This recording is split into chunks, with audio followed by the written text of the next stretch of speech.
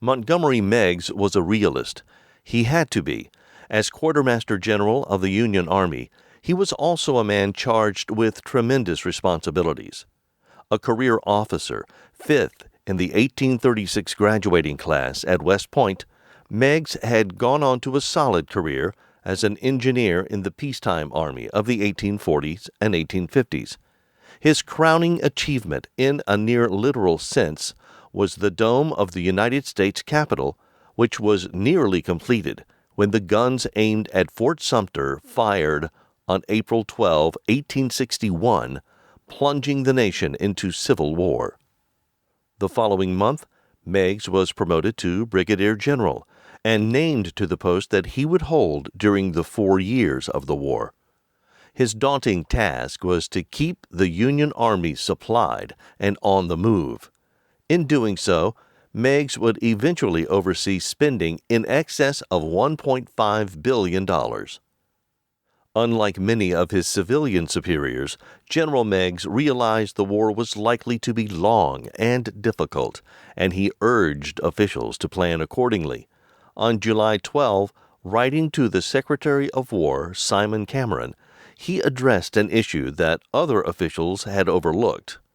As in the conflict now commenced, it is to be expected that the United States will have to take care of large numbers of prisoners of war, Meigs wrote.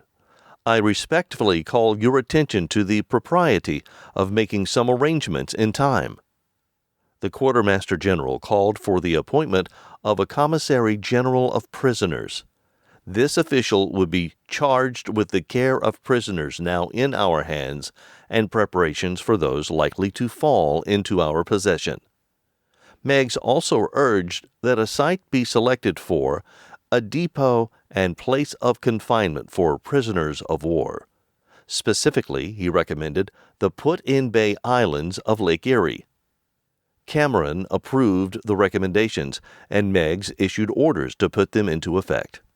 In early October, he named Lieutenant Colonel William Hoffman to the post of Commissary General of Prisoners. The son of a career Army officer, Hoffman had followed in his father's footsteps. After being graduated from West Point in 1829, he served at a succession of frontier posts. During his 3 decades of service, he had established a reputation as a strict and capable officer. Although never brilliant, his biographer notes, he was an able and efficient officer. He was also notoriously thrifty, insisting that buildings be constructed of the cheapest materials and that his men provision themselves by raising their own crops. At the post he commanded, Hoffman established a post fund by reselling surplus rations to the commissary. The fund was used to purchase such luxuries as an ice house, a bowling alley, and curtains for post buildings. His pre-war duties, including the erection of Fort Bridger and the rebuilding of Fort Laramie, provided Hoffman with practical experience that would serve him well as he oversaw construction of the Union's proposed prison. He also brought brief experience as a military prisoner to his new position. Hoffman had commanded the 8th United States Infantry, stationed in Texas, when that state seceded.